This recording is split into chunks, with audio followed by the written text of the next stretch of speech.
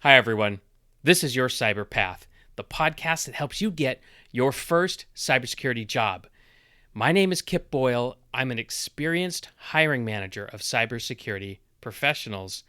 If you want to give me feedback on the show, or if you want me to answer your question on a future episode, just visit the show page at anchor.fm/your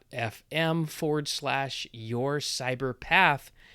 That's all one word. Now, when you get there, just click on the message button and start talking. On today's episode, I'll tell you about a conversation I recently had with another experienced hiring manager named Eric. So, Eric and I have similar career arcs. We both started out in the U.S. Air Force, and we've both built information security programs for a wide variety of private sector companies. Now, here's what happened that caused me to want to share this information with you. So, I wanted Eric's feedback on the masterclass lessons that we're going to be giving you, and so I gave him a copy of the lesson plan in a LinkedIn message. And I thought, he'll look at it in a couple of days or something, get back with me. But in less than 2 hours, he flooded me with this amazing feedback. Clearly, he found the material engaging, and he wanted to help you. So I looked at all this feedback, and I just thought, man, this is so good.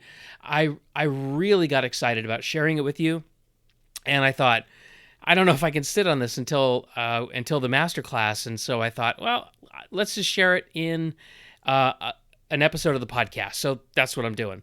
Okay, so there's three things that Eric told me that I want to cover here. So the first thing is he said, when I talk to someone who's interested in cybersecurity, and even when I'm interviewing them for the first time, I'm very blunt about the reality of the job. It can be boring because there are long hours of oftentimes tedious work. It can be stressful because as you're doing your job, you realize that a mistake by you could result in millions of dollars in damage to your employer, either because a cyber attacker succeeds or there's been some other kind of failure that you were trying to anticipate and prevent, but you weren't successful. So a lot of stress. It's usually a very thankless job.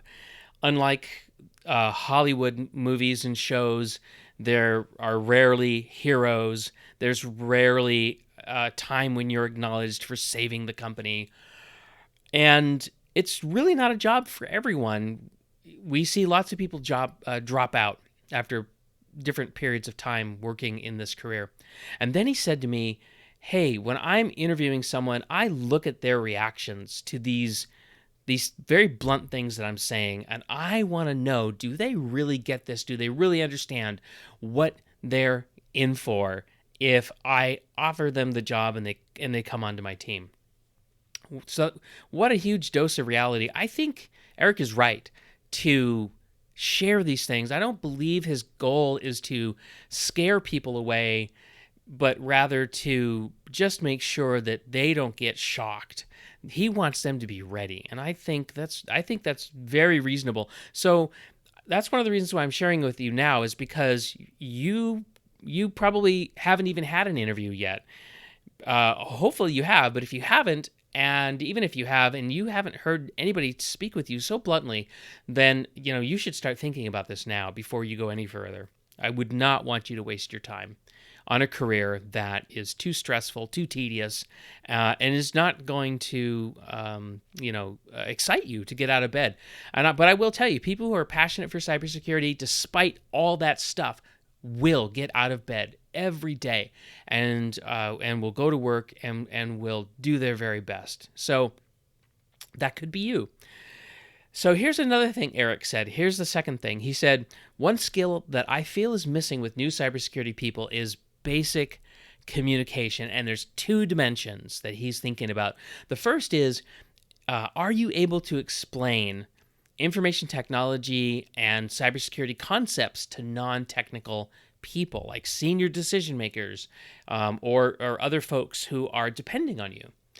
And he said, I've seen times where a critical issue was ignored because the decision maker didn't understand what the cybersecurity person was saying. And the second dimension of this basic communication that Eric is talking about is, are you able to explain the business impact of this risk that you're working on? And he said few cybersecurity people understand the business that they're actually a part of, and that they have a really difficult time translating cybersecurity and cyber risk into business risk and business impact. And that's a very difficult thing. And I'll be honest, your first cybersecurity job, you may not actually sort all that out or figure it all out. But if you find yourself in your first cybersecurity job and you're facing this, you better ask for help. It's just too important to try to fake your way through it. And I'll be honest, on this second point about communications, he and I both agreed. We've seen people fired from their jobs because they just could not communicate these very crucial things to the people who needed to hear them. Okay, so there was one more thing that Eric shared that I want you to know about right now. And it's related to the fact that cybersecurity can be a very stressful job. And he said, hey, for their own health and well-being, I urge new people to create a personal financial parachute. And I said, Eric, what does that mean? Well, he said it's a 3 to 12 months savings that you actually are going to put together for yourself. So whatever your net income is, figure out what's my net income per month, multiply it by 3, and that's your initial savings goal. Eventually, you want to get that to 12 months. And, cybersecurity salaries are pretty high, so you should be able to do this without too much stress and strain. Now, why do you do this? Well, your job could become intolerable at some point, either because the amount of stress is just wearing you down to a nub, or you're working for unreasonable people in unreasonable situations with inadequate resources. And if you find yourself in a situation like that, you need just-in-case money. Now, I know there are different words for this, this savings fund, but I got to keep it clean here. So this is your just-in-case money.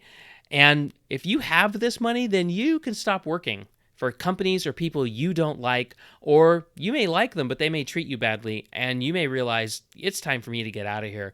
If you have just-in-case money, then you don't have to sweat it. You do not have to keep going back there day after day and hating it. What kind of a way of life is that? I don't recommend it. Okay, so those are the 3 things that Eric shared with me that I couldn't wait to share with you. I hope that was helpful. And if you're listening to me now and you haven't already opted into this free masterclass, this is the first one that we're doing, and it's free because we want to make sure that we're getting this right. The future classes, if we can figure out how to get it right, future classes we are going to charge money for, because we want to be able to do this over the long haul. So the class is called How to Get Your First Cybersecurity Job as Told by Hiring Managers. If you want in for free, here's what you do. You tell me your number one question about getting your first cybersecurity job. And you do that by using an online survey that we've set up. And when you do that, and I'll give you the link in a moment, when you do that, you're going to get free access. It's a 4-week online class. It starts April the 6th.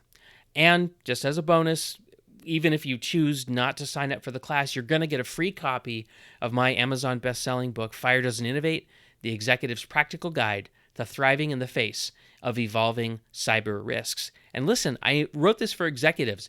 That is non-technical people who have to make big decisions about cyber risk. If they can understand this, and I know they can, so can you. So if you're new to cybersecurity and you want to understand, hey, what's going on here, grab a copy of the book. Now, don't wait too soon to do this, because we're going to close the survey soon. The last day to join in for free is actually today, Friday, March 27th. So later on today, I'm going to pull the survey, and I'm going to shut the door, and we're going to proceed with the course with the people that we got. By the way, we have a lot of people. We have about what is it now here? About 180 people. If you went in on this, don't delay. So go to the survey. Here's what you type into your web browser: b.link/cyberpath. That's the letter b.link/cyberpath. That's all one word. Share this with anybody that you think is going to appreciate either getting a copy of the book, or actually wants to show up and go through the masterclass. And listen, we're doing this masterclass even though there's a pandemic on. This is the perfect time to do something like this, to get ready, because the world is going to get normal again, and you want to be ready for that. And I think the need for cybersecurity people is going to go up, and it's going to go up even more than it already is. Why? Because people in the pandemic are getting used to buying their things online. People who have never done it before, and they're going to keep doing it. And that means more commerce on the internet, and that means more cybersecurity people, because there will be more cyber attacks. Okay, but remember, the last day for the survey is Friday, March 27th. That wraps this episode. So until next time, remember, you're just one path away.